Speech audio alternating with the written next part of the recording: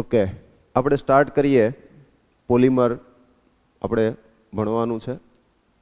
પોલિમરની અંદર બહુ સરળ અને બહુ સહેલું ચેપ્ટર છે. લગભગ 4 માર્ક્સની આસપાસનું પૂછાતું હોય છે. તમને જે પણ બ્લુ પ્રિન્ટ આપે છે 12મા ધોરણની અંદર, એ કોઈ પણ વર્ષમાં ફૂલ્લી ક્યારેય એનું પાલન થતું નથી હોતું. એટલે એવા બધા વેમમાં નહીં રહેવું કે આટલા જ માર્ક્સનું આમાંથી આવશે. એની અંદર હા, બહુ મોટા વેરિએશન નથી આવતા હોતા. સામાન્ય રીતે 2-1 માર્ક્સનું આગળ પાછળ હોય છે. એટલે એ પણ આપણે એ વસ્તુને ધ્યાનમાં રાખશું. ચેપ્ટરની તૈયારી કેવી રીતે કરવી? ચેપ્ટરની અંદર મોટા ભાગનો પોર્શન એવો છે કે જે યાદ રાખવાનો છે. પ્રશ્ન કેવી રીતે પૂછાય છે? પોલિમરની બનાવટ એક તો પૂછી શકાય, બીજું એના ગુણધર્મો, અને ત્રીજું ઉપયોગો. આ એનું અને એક વર્ગીકરણ છે. આટલી વસ્તુઓ છે કે જેને એ લોકો પૂછે છે નોર્મલી. પછી એ આપણા બોર્ડના થિયરેટિકલ પ્રશ્નો પ્રમાણે જોઈએ તો પણ એની અંદર આ જ વસ્તુ હોય છે, અને આ જ વસ્તુને પાછા MCQની અંદર આપણે બદલી નાખીએ, કન્વર્ટ કરીએ તો પણ એ જ રીતે પૂછાય છે. એટલે જે કંઈ આવે છે એની પેટર્ન લગભગ આ છે. એટલે તમારે જે કંઈ તૈયારીઓ કરવાની થાય તો એની અંદર થોડી સરળ રીતે છે કે દરેક પોલિમર પદાર્થના જો મોનોમર, એટલે કે એનો નાનામાં નાનો એકમ, આપણે થોડી વારમાં એ બધી વિગતો છે એ શીખીએ, તો એ જે અણુમાંથી બને છે પોલિમર, એને એક યાદ રાખી લઈએ તો પ્રક્રિયા પરિસ્થિતિઓ, તો હું એવું માનું છું કે બહુ જ ઓછા પોલિમર પદાર્થો આપણે ભણવાના છે, અને એની અંદર એ પાછા અમુકમાં જ પ્રક્રિયા પરિસ્થિતિ આપી છે. એટલે એ પ્રક્રિયા પરિસ્થિતિને યાદ રાખીએ. નિપજ બનાવતા તમને આવડી જશે, હું તમને એ રીતે શીખવાડીશ. એટલે પ્રક્રિયક તમને જો યાદ હશે તો તમે પોલિમર સરળતાથી સમજી શકશો, લખી શકશો. થોડીક લખવાની પ્રેક્ટિસ આની અંદર તમે કરજો. જો લખશો નહીં તો એ વસ્તુ તમને એવું લાગશે વાંચશો ત્યારે કે યાદ છે, પણ એ લખતી વખતે લખાશે નહીં, અથવા તો ખોટું લખાશે, એમાં કંઈક ભૂલ આવશે. એટલે એ વસ્તુ લખીને થોડી પ્રેક્ટિસ કરીને, એટલે પાકું કર્યા પછી જોયા વગર લખવું, એ હવે બધા જેટલા ચેપ્ટર્સ ચાલે એની અંદર એ બહુ ઇમ્પોર્ટન્ટ રહેશે. એટલે એ પ્રક્રિયાઓ માટે એ વસ્તુ અગત્યની છે. એટલે તમે એ વસ્તુનું ખાસ ધ્યાન રાખજો. પોલિમર પદાર્થોની વાત કરીએ તો આપણો એક પણ દિવસ એવો નથી ઉગતો કે જ્યારે સવારે ઉઠીએ ત્યાંથી શરૂઆત કરીએ અને રાત્રે સૂઈએ ત્યાં સુધીમાં આપણે પોલિમર પદાર્થોનો ઉપયોગ ના કરતા હોઈએ. સવારે ઉઠીએ અને ટૂથબ્રશ હાથમાં લઈએ તો એ ટૂથબ્રશનું હેન્ડલ, ટૂથબ્રશના જે રેસાઓ છે એ જુદા જુદા પ્રકારના પોલિમર પદાર્થના બનેલા છે. બંને પોલિમર છે અને બંનેના પ્રકારો જુદા જુદા છે. તો ત્યાંથી શરૂઆત કરો તમે, અને દિવસમાં જેમ જેમ આગળ વધતા જાઓ, ખુરશી ઉપર બેસો ને ખુરશી પ્લાસ્ટિકની હોય એટલે તરત જ એ વસ્તુ ખ્યાલ આવે કે આ પોલિમર પદાર્થ છે. એમ તમે છેક રાત્રે સૂવો અને જો મચ્છરદાની વાપરતા હો તો એ મચ્છરદાની જે આવે છે એ પોલિમર પદાર્થની એના રેસાઓ જે છે એમાંથી બનાવેલી છે, દોરાઓમાંથી. તો આ આપણે પોલિમર પદાર્થનું એક કહીએ કે એક પ્રકારનું ઇમ્પોર્ટન્સ છે. ઘણાને એ નહીં ખ્યાલ હોય કે પોલિમર પદાર્થ જે છે, તો રંગ પેઇન્ટ્સ, જે ઓઇલ પેઇન્ટ્સ કહીએ છીએ, તો એ ઓઇલ પેઇન્ટ્સ એ પણ એક પ્રકારના પોલિમર પદાર્થોમાંથી જ બનાવેલું છે. તો પોલિમર પદાર્થો આટલા બધા ઇમ્પોર્ટન્ટ છે. જેટલા ઇમ્પોર્ટન્ટ છે એટલું જ આપણે આગળ જતા ચેપ્ટરમાં એ પણ શીખશું કે એ આપણા માટે નુકસાનકારક પણ એટલા જ છે, જે અત્યારે ધીમે ધીમે સાબિત થઈ રહ્યું છે. થોડો સમય પહેલાં આપણે ગવર્મેન્ટે પોલિથીન બેગ્સ, પ્લાસ્ટિકની બધી બેગ્સ છે એ બેન કરી દીધી છે. કમનસીબી છે કે હજુ મળે છે. એટલે હું ઘણી વખત એવું કહેતો હોઉં છું કે એક ભવિષ્યની અંદર, એક 10-20 વર્ષની અંદર એવી સ્થિતિ આવશે કે આપણું જે ઘર હશે, કદાચ ઘર જેટલું અથવા તો ઘરથી ઊંચા પ્લાસ્ટિકના જે કચરો છે એ કચરાના ઢગલા હશે. એવી ખરાબ અને ગંભીર સ્થિતિ આવે એમ છે. એટલે મિત્રો, પોલિથીન બેગ્સ જે છે એ પોલિથીન બેગ્સ વાપરવાનું સદંતરપણે બંધ કરીએ. શરૂઆત કોણ કરે એ જ સ્થિતિને કારણે આ પરિસ્થિતિ આગળ વધતી જાય છે.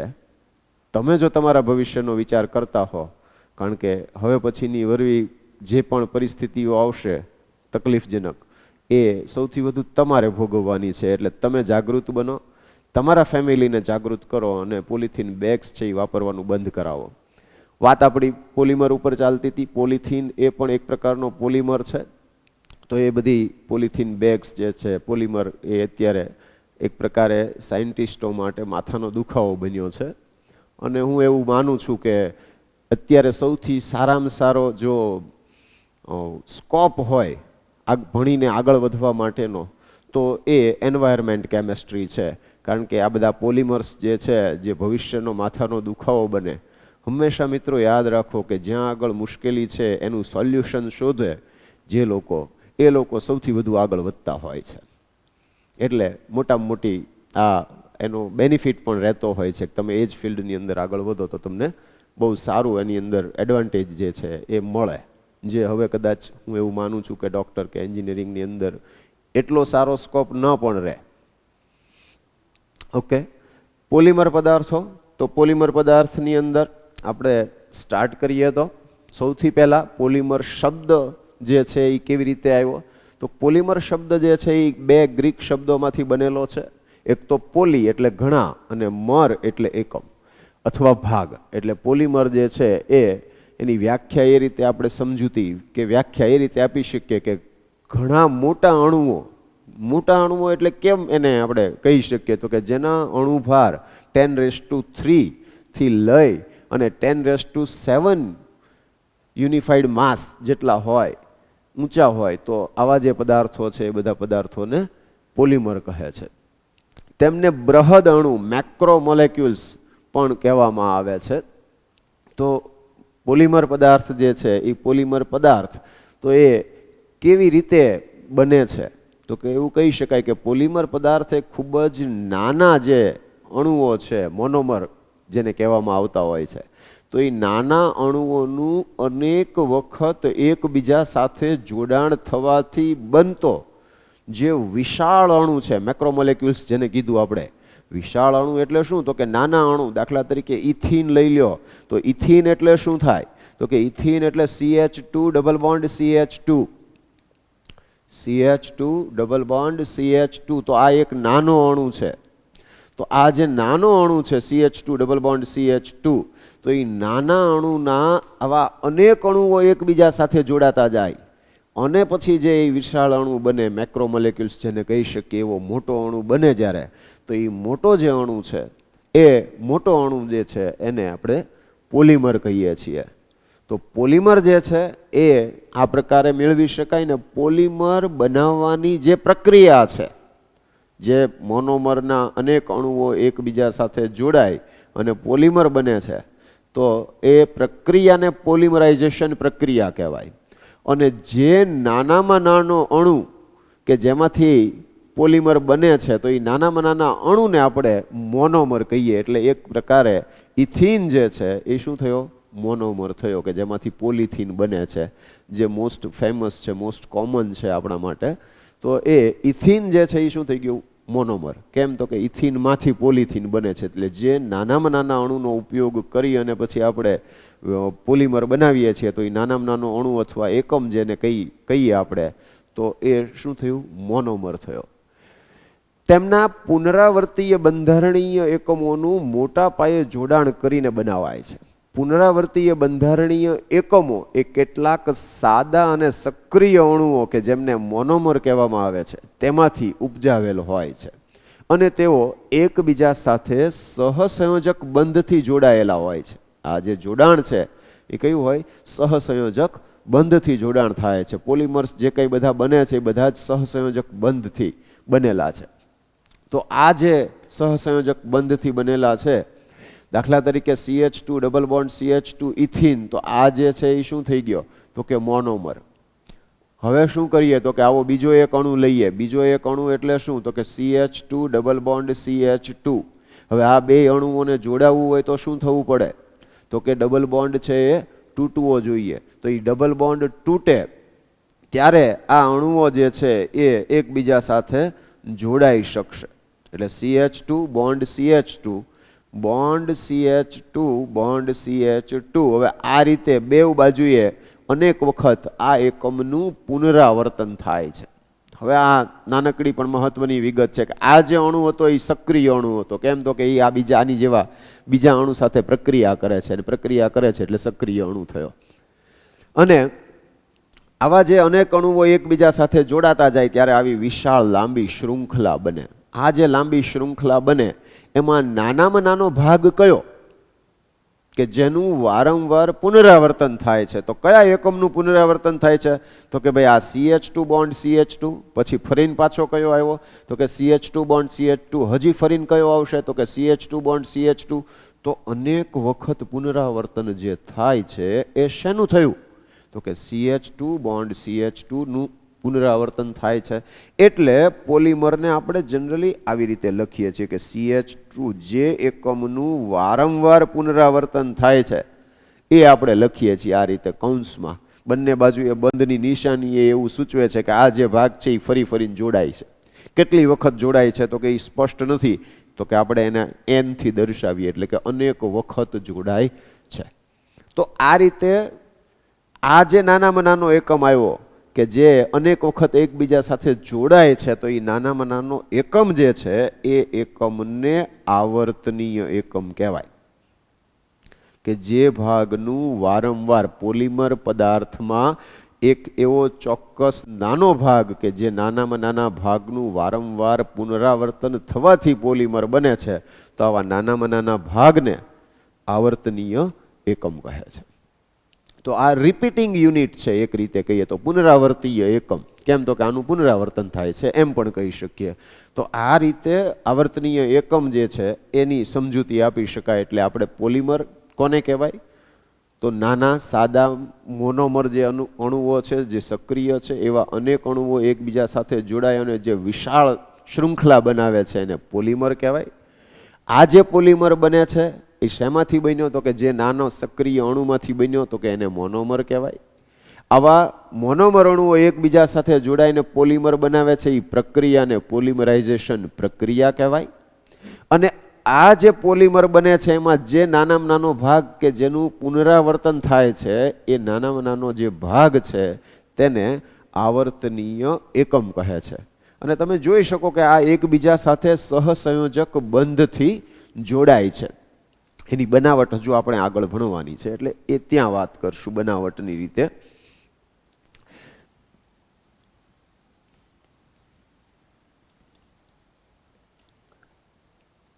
પોલિમરના આવર્તનીય એકમ, તમને આ વિગતો તમને આપેલી નથી, એટલે મિત્રો આમાંથી અને થોડી વાર માટે પોઝ કરી અને આ જે વિગત છે એ લખી લેજો.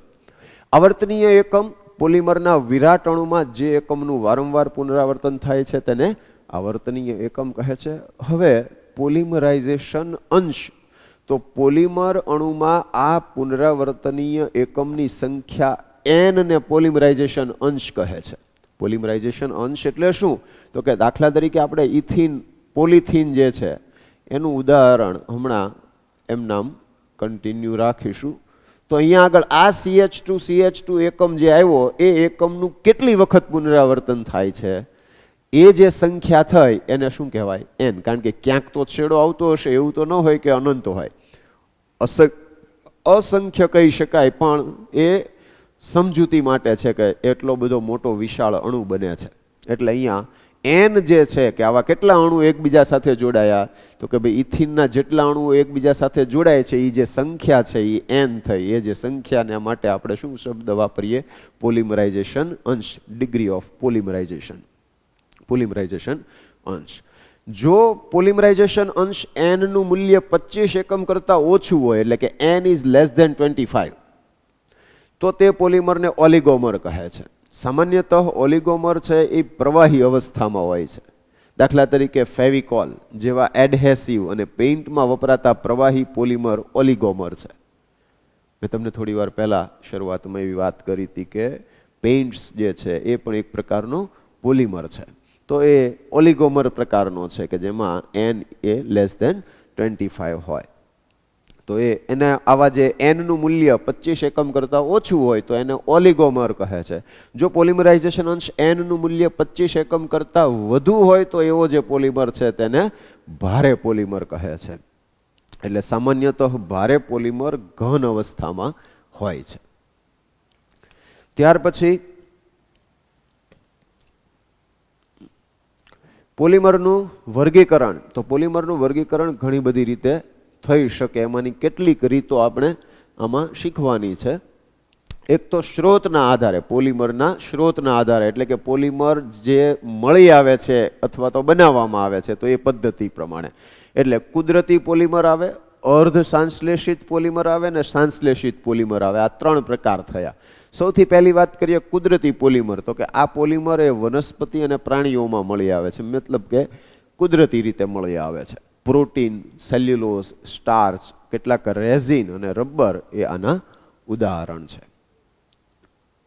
અર્ધ સંશ્લેષિત પોલિમર તો કે કેટલાક જે કુદરતી પોલિમર છે અને આ કુદરતી પોલિમરને ચોક્કસ રાસાયણિક પ્રક્રિયા કરી અને જે પોલિમર બનાવવામાં આવે, એટલે કે ઓલરેડી એ પોલિમર પદાર્થ છે જ, પણ એ પોલિમર પદાર્થમાં આપણે જરૂરી ગુણધર્મો મેળવવા માટે કંઈક નાનકડા ફેરફારો કરી અને જે નવો પોલિમર બનાવીએ તો આ જે પોલિમર મળે છે તેને અર્ધ સંશ્લેષિત પોલિમર કહેવાય, સેમી સિન્થેસાઇઝ્ડ પોલિમર. તો સેલ્યુલોઝના વ્યુત્પન્નો, સેલ્યુલોઝ છે એ વનસ્પતિમાંથી મળે છે, તો સેલ્યુલોઝના વ્યુત્પન્નો જેવા કે સેલ્યુલોઝ એસિટેટ, તો સેલ્યુલોઝ એસિટેટ છે તો સેલ્યુલોઝની એસિટિક એનહાઇડ્રાઇડ સાથે પ્રક્રિયા કરો એટલે સેલ્યુલોઝ એસિટેટ મળે. અને સેલ્યુલોઝ નાઇટ્રેટ, એનું નાઇટ્રેશન કરવાથી સેલ્યુલોઝ નાઇટ્રેટ મળશે. તો આ અર્ધ સંશ્લેષિત પોલિમરના ઉદાહરણ છે. મિત્રો, અહીંયા આગળ જે પ્રશ્ન પૂછાશે એની અંદર તમારે એની સમજૂતી લખવાની હશે. દાખલા તરીકે સ્ત્રોતના આધારે પોલિમર પદાર્થોનું વર્ગીકરણ કરો, 3 માર્ક છે. તો તમારે કુદરતી પોલિમર, તો કુદરતી પોલિમર કોને કહેવાય એના 2 ઉદાહરણ. અર્ધ સંશ્લેષિત પોલિમર કોને કહેવાય એના 2 ઉદાહરણ. સંશ્લેષિત પોલિમર એની સમજૂતી અને એના 2 ઉદાહરણ. આવી પ્રકારની તમારે તૈયારી છે હોવી જોઈએ. અથવા તો કોઈ જગ્યાએ તમને પોલિમર આપી અને એ અર્ધ સંશ્લેષિત છે, સંશ્લેષિત છે, કુદરતી છે, MCQમાં આવે તો એવી રીતે પ્રશ્ન પૂછી શકાય. સંશ્લેષિત પોલિમરની વાત કરીએ તો રોજિંદા જીવનમાં અને ઉદ્યોગોમાં વિપુલ પ્રમાણમાં વપરાતા જુદા જુદા સંશ્લેષિત પોલિમર જેવા કે પ્લાસ્ટિક એટલે પોલિથીન, સંશ્લેષિત રેસા એટલે કે નાયલોન 66 અને સંશ્લેષિત રબર બ્યુના એસ વગેરે માનવ નિર્મિત પોલિમરના ઉદાહરણ છે. એટલે કે માણસે બનાવેલા જે છે, એટલે કે મૂળભૂત એકમ જે લીધો હોય તમે એ પોલિમર નથી, એમાંથી જે બનતા હોય તો એ બધા સંશ્લેષિત પોલિમર થયા. પોલિમરને તેમના બંધારણ, આણ્વીય બળો અથવા પોલિમરાઇઝેશનની પદ્ધતિઓના આધારે પણ વર્ગીકૃત કરી શકાય. એટલે કે પહેલો એક પ્રકાર હતો પોલિમરના વર્ગીકરણનો, એ સ્ત્રોતના આધારે હતો. હવે જે છે એ એના બંધારણના આધારે આપણે જોઈશું, આણ્વીય બળના આધારે પણ જોઈશું અને પોલિમરાઇઝેશનની પદ્ધતિના આધારે પણ વર્ગીકરણ જોઈશું. પોલિમરના બંધારણના આધારે વર્ગીકરણ કે બંધારણ કેવા પ્રકારનું છે. તો રેખીય પોલિમર આવે, શાખીય પોલિમર આવે, મિશ્ર બંધિત પોલિમર આવે. આ 3 પ્રકાર બંધારણના આધારે થાય: રેખીય, શાખીય અને મિશ્ર બંધિત. સૌથી પહેલી વાત કરીએ રેખીય પોલિમર. તો આ પ્રકારના પોલિમર એ તેમના બંધારણમાં લાંબી સરળ શૃંખલા ધરાવે છે. તેની લાંબી સરળ શૃંખલામાં કોઈ શાખા હોતી નથી. મોનોમર ઘટકો એકબીજા સાથે જોડાય અને લાંબી સરળ શૃંખલા બનાવે તો રેખીય પોલિમર મળે છે. રેખીય પોલિમરમાં રેસાઓનો સમાવેશ થાય છે. કુદરતમાંથી મળતા રેખીય પોલિમર રૂ, રેશમ, ઊન, લિનન, તો એ કુદરતમાંથી મળતા રેખીય પોલિમર થયા. જ્યારે સંશ્લેષિત રેખીય પોલિમર એટલે ટેરિલિન છે, નાયલોન છે, પોલિએસ્ટર છે, ઓર્લોન છે, તો એ બધા સંશ્લેષિત રેખીય પોલિમર થયા. તો રેખીય પોલિમરમાં શું હોય તો કે બધા જ અણુઓ એકબીજા સાથે રેખીય આકારમાં એટલે લિનિયર જોડાતા હોય. એટલે પોલિથીનનું ઉદાહરણ લીધું તો પોલિથીનના અણુઓમાં ક્યાંય શાખા જોવા મળે છે? અહીંયા નીચે આમ કોઈ જગ્યાએ બીજા કોઈ સમૂહ આવતા હોય એવું નથી જોવા મળતું. એકબીજા સાથે આમ સીધી રેખામાં જ તે એકબીજા સાથે જોડાતા હોય. તો આવો જે પોલિમર છે એ શું થયો? રેખીય પોલિમર થયો. શાખીય પોલિમરની વાત કરીએ તો આ પ્રકારના પોલિમર તેમના બંધારણમાં લાંબી સરળ શૃંખલાઓમાં વચ્ચે વચ્ચે શાખાઓ ધરાવે છે. એટલે કે જે તમારી લાંબી સરળ શૃંખલા હતી એમાં અમુક અમુક જગ્યાએથી એ બે શૃંખલાઓ એકબીજા સાથે જોડાતી હોય, પણ એ દરેક જગ્યાએ નિયમિત રીતે ન જોડાતી હોય, અમુક અમુક સ્થાનોએ જોડાતી જતી હોય. તો મોનોમર ઘટકો એકબીજા સાથે જોડાય અને લાંબી સરળ શૃંખલા બનાવે અને આ શૃંખલામાં વચ્ચે શાખાઓ ધરાવતો હોય તો તેને શાખીય પોલિમર કહે છે. આ પ્રકારના પોલિમર એ લો ડેન્સિટી ધરાવતા થર્મોપ્લાસ્ટિક પોલિમર છે. દાખલા તરીકે પોલિસ્ટાયરીન, પીવીસી, ટેફલોન વગેરે. બરાબર, આ પોલિસ્ટાયરીન છે કે પીવીસી છે, પોલિવિનાઇલ ક્લોરાઇડ છે, ટેફલોન છે, આ બધા કેવા થયા? શાખીય પોલિમર થયા. એ આ રીતે આ જે રેખીય પોલિમર છે તો એ રેખીય પોલિમરમાં અમુક અમુક સ્થાનોએ શું આવશે? શાખાઓ આવશે. તો આ પ્રકારના જે પોલિમર છે એને શાખીય પોલિમર કહેવાય. અને ત્રીજો જે પ્રકાર છે એ મિશ્ર બંધિત પોલિમર. તો આ પ્રકારના પોલિમરમાં દ્વિસંયોજક કે ત્રિસંયોજક મોનોમર, આ બહુ અગત્યનો શબ્દ છે કે દ્વિસંયોજક કે ત્રિસંયોજક, તો કે જેની વેલેન્સી આપણે એમ કહીએ છીએ કે 2 છે કે વેલેન્સી 3 છે, એમ જે કહીએ છીએ આ એવો અર્થ થયો કે દ્વિસંયોજક કે ત્રિસંયોજક મોનોમર લાંબી પોલિમરની શૃંખલાઓની વચ્ચેથી મજબૂત સહસંયોજક બંધ દ્વારા જોડે છે. એટલે કે કોઈ એક અણુ જે છે એ બીજા અણુ સાથે, ત્રીજા અણુ સાથે એમ તો જોડાય જ છે, સાથે સાથે એનો કોઈ ચોક્કસ ભાગ એની જેવી જ બીજી એક નીચે શૃંખલા બનતી હોય, જે એ શૃંખલા અને ઉપરની બે શૃંખલા એકબીજા સાથે ચોક્કસ પ્રકારે સહસંયોજક બંધથી જોડાય છે. તો આવા પ્રકારની જે રચના થઈ એને મિશ્ર બંધિત પોલિમર કહેવાય. દાખલા તરીકે અહીંયા આગળ છે કે એક રેખીય પોલિમર છે, એની જોડે બીજો જે પોલિમર આવશે તો એ અમુક ચોક્કસ સ્થાનોએ એકબીજા સાથે જોડાતો જશે. તો આ પ્રકારની જે રચના છે એને મિશ્ર બંધિત પોલિમર કહેવામાં આવે છે. તો લાંબી પોલિમરની શૃંખલાઓ મજબૂત સહસંયોજક બંધથી જોડાઈને જાળીદાર નેટ જેવી રચના બનાવે છે. આ પ્રકારના પોલિમર એ ઊંચી ઘનતા ધરાવતા થર્મોસેટિંગ પોલિમર છે. આ થર્મોપ્લાસ્ટિક ને થર્મોસેટિંગ થોડી વારમાં આવશે એટલે તમને સમજાઈ જશે.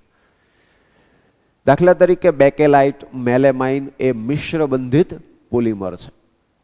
આકૃતિમાં દર્શાવ્યા પ્રમાણે લાંબી શૃંખલાઓ એ અમુક અમુક અંતરેથી મજબૂત બંધથી જોડાયેલ છે. આમાં જેટલા ઉદાહરણ આવે છે એ આપણે આગળ ભણવામાં આવશે, એટલે એ દરેક જગ્યાએ એની સ્પષ્ટતા આ ચેપ્ટરમાં થોડીક એવી મુશ્કેલી થશે. ઉદાહરણ આવશે તો કે આવું તો કંઈ આવ્યું જ નથી, પણ ભાઈ થોડીક ધીરજ રાખો, આવે છે. આ ચેપ્ટરની અંદર આ બધી વિગત આપેલી છે. જેમ જેમ આગળ આવતા જશો એમ એ આવતું જશે. પોલિમરાઇઝેશન પ્રક્રિયા જે છે એ પ્રક્રિયાના આધારે વર્ગીકરણ, એટલે યોગશીલ પોલિમરાઇઝેશન પ્રક્રિયા. યોગશીલ, યોગ એટલે ઉમેરાવું. જ્યારે કોઈ પણ બે અણુઓ એકબીજા સાથે રાસાયણિક પ્રક્રિયા કરતા હોય તો એની અંદર એ બંને વચ્ચે પ્રક્રિયા છે એમાં મૂળભૂત રીતે એવું કહી શકાય કે બે રીતે થાય. કાં તો બે એકબીજા સાથે જોડાઈ જાય ને કાંઈ બીજું છૂટું ન પડતું હોય, અથવા તો એવી પ્રક્રિયા થતી હોય જેમાં કોઈ ચોક્કસ ભાગ દૂર થતો હોય ને એના જગ્યાએ બીજો કોઈ ભાગ છે એ જોડાતો હોય. એટલે કંઈક પરમાણુ કે સમૂહને દૂર કરે અને એના સ્થાને બીજો કોઈ પરમાણુ કે સમૂહ જોડાય ત્યારે પ્રક્રિયા થતી હોય. તો યોગશીલ, યોગ એટલે ઉમેરાવું. એટલે અહીંયા આગળ યોગશીલ પ્રક્રિયા તો કે એ હંમેશા ડબલ બોન્ડ કે ટ્રિપલ બોન્ડવાળા જે સંયોજનો છે એની વચ્ચે જ થાય, કારણ કે તો ડબલ બોન્ડ છે એ તૂટે. રાસાયણિક પ્રક્રિયા થવા માટે બંધનું તૂટવું જરૂરી છે, કારણ કે તો જ બે અણુ વચ્ચે પ્રક્રિયા થઈને જોડાણ થશે. બરાબર, રાસાયણિક પ્રક્રિયા છે તમે યાદ કરો ઈસવીસન પૂર્વે, હા, આપણે લેક્ચર જે પહેલા સાવ શરૂઆત કરી હતી 11મા ધોરણની અંદર, ત્યારે મેં તમને સમજાવેલું કે રાસાયણિક પ્રક્રિયા કોને કહેવાય. તો કે રાસાયણિક પ્રક્રિયાને સરળ રીતે એવું કહી શકાય કે જૂના બંધો તૂટવાની અને નવા બંધોનું નિર્માણ થવાની પ્રક્રિયા છે. તો જૂના બંધ તો તૂટવા જોઈશે તો જ નવા બંધ બની શકશે. નવા બંધ જૂના તૂટે અને નવા બંધ બને તો એને રાસાયણિક પ્રક્રિયા થઈ એમ કહેવાય.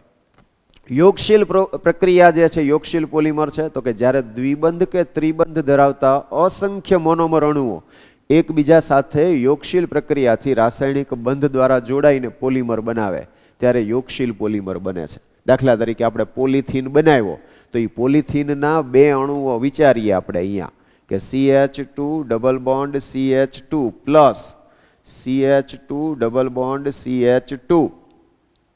આપણે થોડી વારમાં એ શીખીશું કે આમાં સમભાગી વિભાજન થાય અને તમને હવે એ ખબર છે કે સમભાગી વિભાજન એટલે શું, તો કે બે વચ્ચેનો જે બંધ છે એ બંધ તૂટે ત્યારે બંને પરમાણુઓ એક એક ઇલેક્ટ્રોન મેળવે એટલે થશે શું, તો કે CH2 બોન્ડ CH2 આને એક ઇલેક્ટ્રોન મળ્યો, આને એક ઇલેક્ટ્રોન મળ્યો. અહીંયા આગળ તો કે અહીંયા એ જ વસ્તુ થાય, એક ઇલેક્ટ્રોન આને અને એક ઇલેક્ટ્રોન આને. તો આ બે જે છે એ બે એક એક ઇલેક્ટ્રોન છે એ ભાગીદારી કરશે.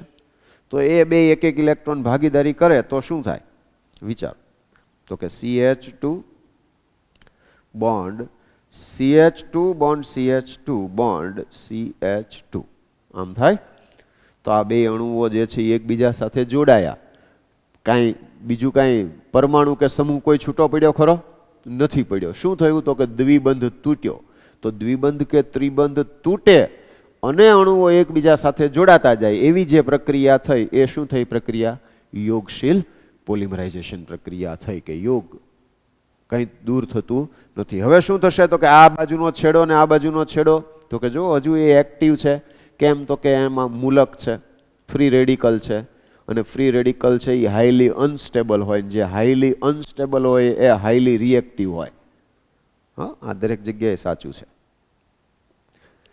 તો અહીંયા આગળ ફરીથી આની જેવા બીજો જે ઇથિનનો અણુ હશે એની સાથે જોડાશે, એ પાછો બીજા ઇથિનના અણુ સાથે જોડાશે. તો એ રીતે પ્રક્રિયા છે એ આગળ વધતી જાય એટલે એક પ્રકારની ચેઇન રિએક્શન છે. તો અહીંયા યોગશીલ પોલિમરાઇઝેશન પ્રક્રિયા, જેમ બે ઇથિનમાંથી બનતો પોલિથીન એ પ્રોપીનમાંથી બનતો પોલીપ્રોપીન, ઇથિનમાંથી પોલિથીન બને એમ પ્રોપીનમાંથી શું બને પોલીપ્રોપીન, અને સ્ટાયરીનમાંથી બનતો પોલિસ્ટાયરીન એ યોગશીલ પોલિમર છે. યોગશીલ પોલિમરાઇઝેશન પ્રક્રિયામાં જ્યારે એક જ પ્રકારના અસંખ્ય મોનોમર એકબીજા સાથે જોડાઈને પોલિમર બનાવે તો તેને હોમોપોલિમર કહે છે. ગુજરાતીમાં કદાચ સમપોલિમર એવો શબ્દ વાપર્યો છે, તો સમપોલિમર એટલે હોમોપોલિમર, અને હવે તમે હોમોનો શબ્દ તો સારી રીતે સમજો છો.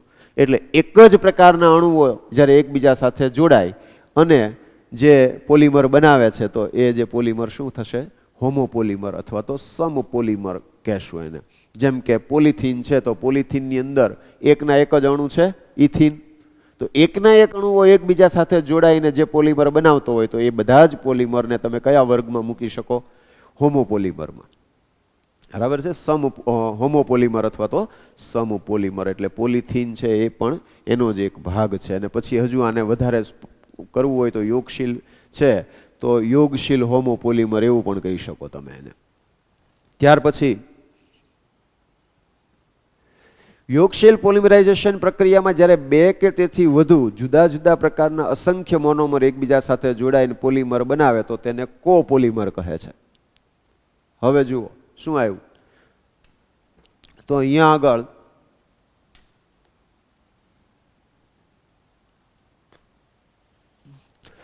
(1,3) બ્યુટાડાઇન, તો એ એક પ્રકારનો મોનોમર થયો અથવા તો એક અલગ પ્રકારનો અણુ છે, અને સ્ટાયરીન એ જુદા પ્રકારનો અણુ છે. તો જ્યારે બે કે બે કરતાં વધુ જુદા જુદા પ્રકારના મોનોમરના અણુઓ એ એકબીજા સાથે જોડાઈને પોલિમર બનાવે તો તેને કોપોલિમર કહે છે. દાખલા તરીકે બુના એસ, બુના એન. અહીંયા બુના એ બ્યુટાડાઇન માટે વપરાતો શબ્દ છે, બરાબર. એસ જે છે એ સ્ટાયરીન માટે અને એન એ નાઇટ્રાઇલ માટે, જે આગળ આવશે. અત્યારે જે આપણે ભણીએ છીએ એ બુના એસ છે. તો અહીંયા આગળ બુના એસ એટલે શું, તો કે જો 1,3 બ્યુટાડાઇન, અહીંયા double bond, single bond, double bond, 1,3 butadiene. Styrene C6H5 bond CH double bond CH2, benzene ring ઉપર CH ડબલ બોન્ડ CH2 હોય તો તેને સ્ટાયરીન કહેવાય, બરાબર. એટલે બંધારણની દ્રષ્ટિએ જુઓ તો આમ થયું એ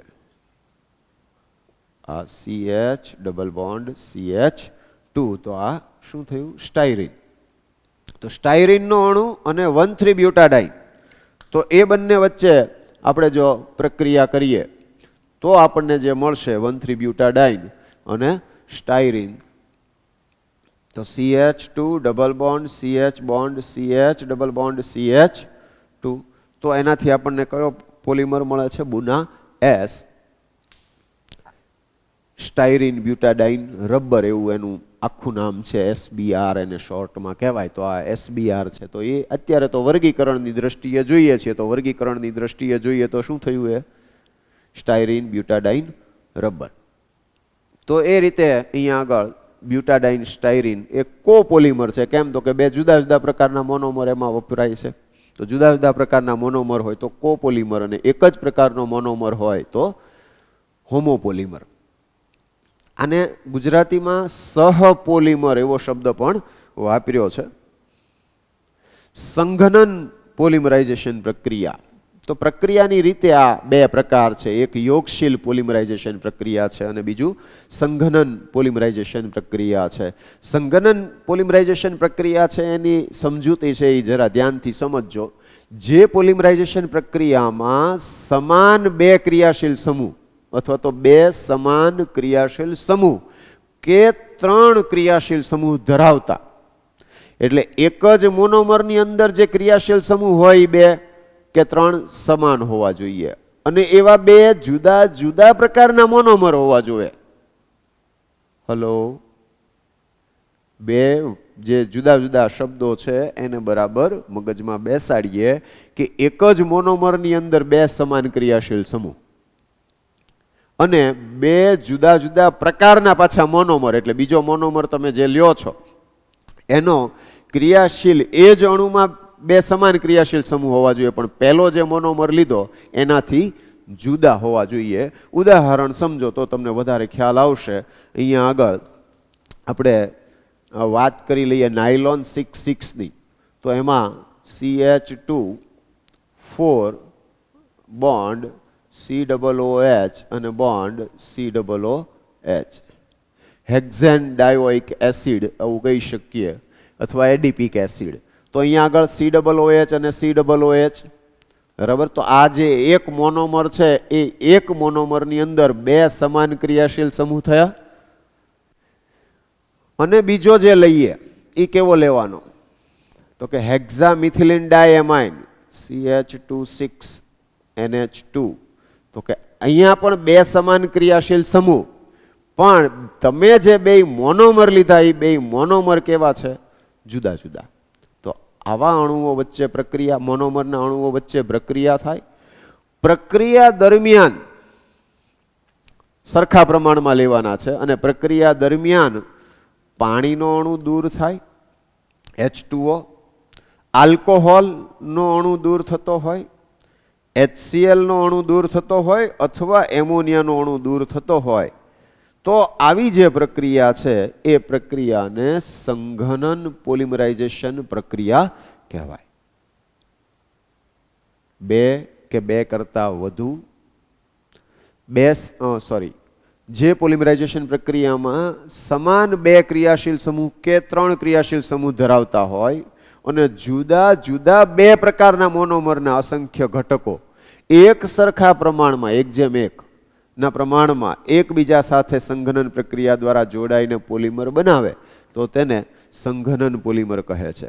આ પ્રકારની પોલિમરાઇઝેશનની પ્રક્રિયાને સંઘનન પોલિમરાઇઝેશન પ્રક્રિયા કહેવાય. સંઘનન પોલિમરાઇઝેશન પ્રક્રિયા દરમિયાન પાણી, એમોનિયા, આલ્કોહોલ કે હાઇડ્રોજન ક્લોરાઇડનો અણુ મુક્ત થાય છે. સંઘનન પ્રક્રિયા એને કહેવાય કે જેમાં આવું પોલિમરાઇઝેશન પ્રક્રિયા થતી હોય ને એ દરમિયાન પાછો HCl, પાણીનો અણુ, આલ્કોહોલ કે એમોનિયા જેવા અણુઓ છે એ દૂર થતા હોય છે. પણ એવું કમ્પલ્શન નથી, એટલે કે ફરજિયાતપણે આવો કોઈ એક અણુ દૂર થતો હોય એવું જરૂરી નથી. કેટલીક સ્વયં સંઘનન પ્રક્રિયા થાય છે તો એની અંદર કોઈ જ અણુ દૂર ન થતો હોવા છતાંય આપણે એને સંઘનન પ્રક્રિયા કહીએ છીએ, પણ મોટાભાગની પ્રક્રિયાઓ એવી છે કે આમાંનો કોઈ એક અણુ એમાંથી દૂર થતો હોય. સંઘનન પોલિમરાઇઝેશન પ્રક્રિયા દરમિયાન ટેરિલિન, નાયલોન 6, નાયલોન 6,6 આ બધા સંઘનન પોલિમર છે. દાખલા તરીકે આપણે અહીંયા વાત કરીએ એમ હેક્ઝામિથિન ડાયએમાઇન અને એડિપિક એસિડ, તો એ બંને વચ્ચે પ્રક્રિયા થાય તો આ એક પ્રકારનો મોનોમરનો અણુ થયો કે જેમાં બે બાજુ NH2 આવે છે, એટલે બે સમાન ક્રિયાશીલ સમૂહ થયા. બીજો એડિપિક એસિડનો અણુ છે કે જેમાં બે સમાન ક્રિયાશીલ સમૂહ થયા, અને આવા બે અણુઓ વચ્ચે પ્રક્રિયા થાય અને જે અણુ બનાવે, પોલિમર બનાવે, તો જો નાયલોન 6 બનશે ને એમાં પાણીનો અણુ દૂર થાય છે કે એક NH2 જે છે એનો H અને COOH નો OH, એટલે OH અને H દૂર થઈ અને H2O બે ભેગા થઈને H2O દૂર કરે. અહીંયા આગળ એક બંધ ખાલી પડશે ને એક બંધ CO વાળા કાર્બન ઉપર ખાલી પડશે, એટલે બે વચ્ચે જોડાણ થશે અને એ રીતે જે પોલિમર મળે છે તો આ જે છે એ શું થયો? સંઘનન પોલિમર થયો. હવે વર્ગીકરણ જે છે એની અંદર શું આવશે તો કે આણ્વીય બળના આધારે વર્ગીકરણ.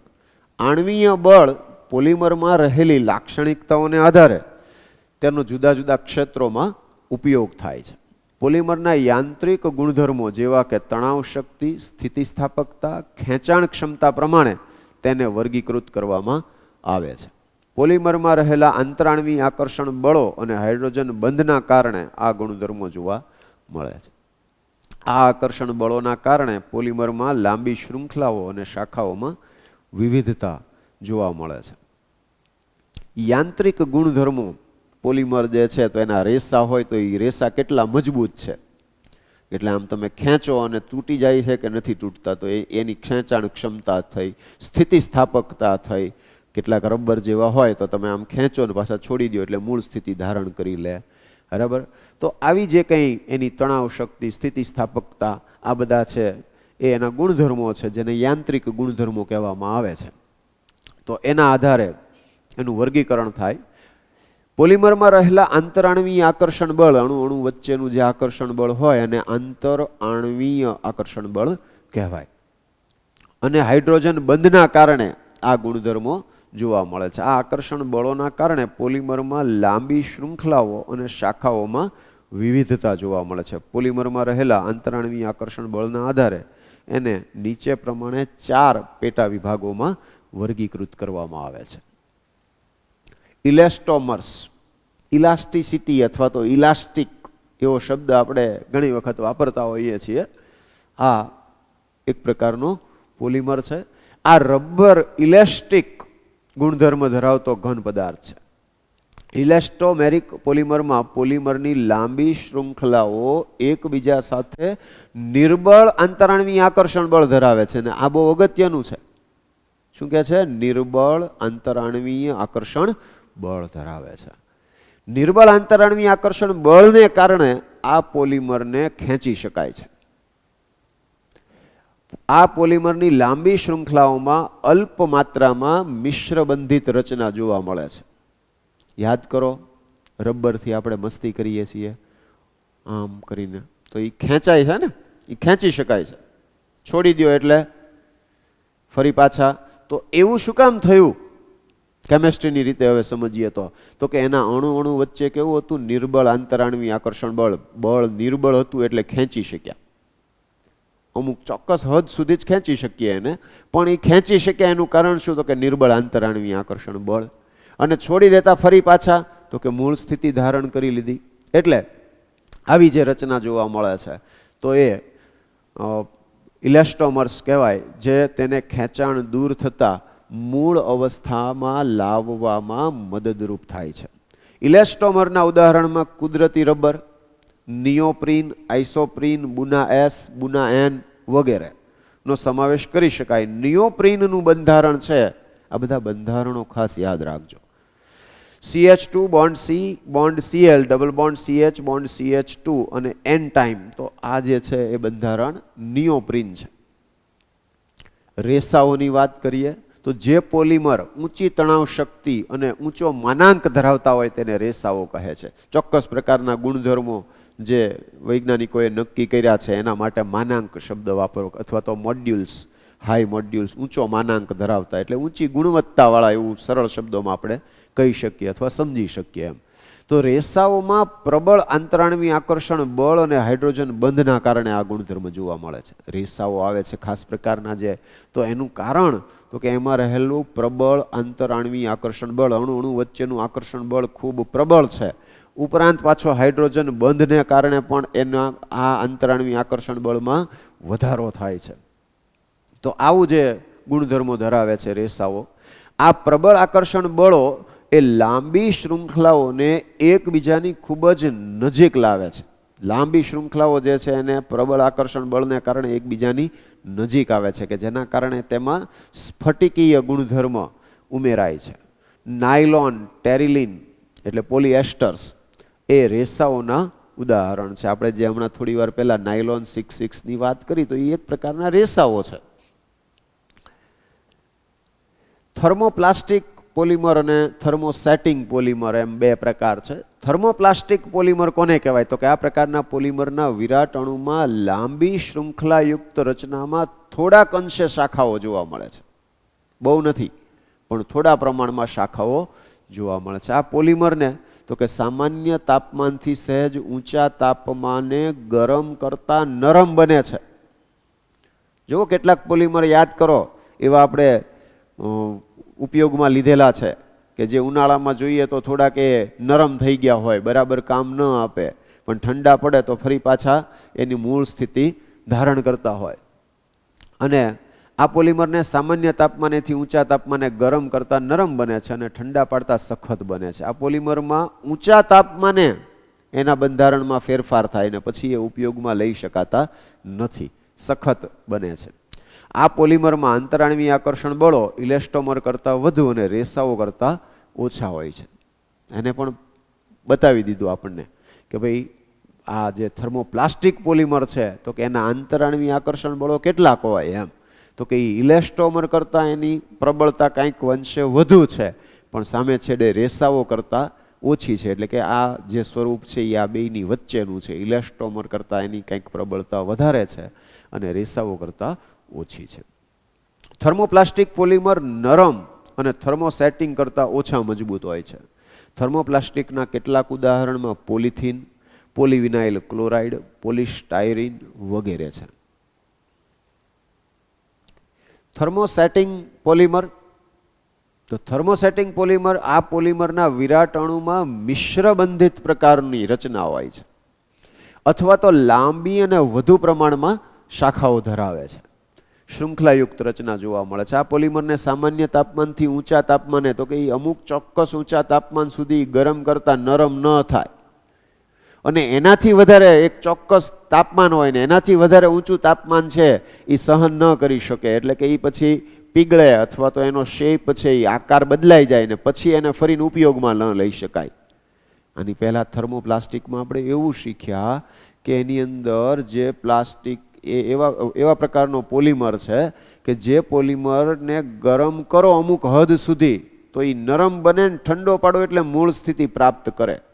હવે જે તો કે અમુક તાપમાન સુધી પહેલાં કરતાં વધુ ઊંચા તાપમાન સુધી ગરમ કરો તો એને અસર ન થાય, પણ એ અમુક હદ સુધી હોય, પછી બહુ ગરમ કરો તો એને એ ગરમ કરો એટલે નરમ બને, નરમ બન્યા પછી ફરી પાછો મૂળ સ્થિતિ ધારણ ન કરે. બહુ ઉત્તમ ઉદાહરણ જે જોયેલું છે એ આપણે લાઇટ બોર્ડની સ્વિચ, તમે યાદ કરો લાઇટ બોર્ડની સ્વિચ છે એ આનું ઉદાહરણ છે, ઉત્તમ ઉદાહરણ કહી શકાય બેકેલાઇટનું, કે જેમાં વીજળી પસાર થતી હોય છે તો અમુક તાપમાન સુધી એને કંઈ થતું નથી, પણ જ્યારે શોર્ટ સર્કિટ થાય ને આપણે એવું કહીએ છીએ કે સ્વિચ બળી ગઈ, તો એ બળી ગયેલી સ્વિચ પછી ક્યારેય સરખી નથી થતી. એટલે એ થર્મોસેટિંગ પોલિમરની અંદર આવે. એવી રીતે મેલામાઇન છે એ થર્મોસેટિંગ પોલિમરનું ઉદાહરણ છે. અહીંયા આ બહુ એક સરસ મજાનું ઉદાહરણ છે મેલામાઇન જે છે એ. મેલામાઇન એટલે આપણે મેલામાઇનની જે ક્રોકરી જે કહીએ છીએ ડીશીસ બધી, જે ખાસ કરીને મેરેજમાં ને એમાં ફંક્શનમાં જઈએ ને આપણને જમવા માટે જે ડીશ આપે છે, બરાબર, આપણે એવું રૂટીનમાં એવો વર્ડ વાપરીએ છીએ કે પ્લાસ્ટિકની કે એવી, એ એકચ્યુઅલી મેલામાઇન છે. અને એ મેલામાઇન જે છે એ અમુક તાપમાન સુધી એને કંઈ અસર થતી નથી, એટલે આપણે એમાં ગરમ દાળ છે એ લઈ શકીએ. અને વિચારો કે હવે જો એમાં એને ગરમીની અસર થતી હોય તો શું થાય? આમ વાટકામાં દાળ લીધી હોય પછી વાટકો કેવો થઈ જાય?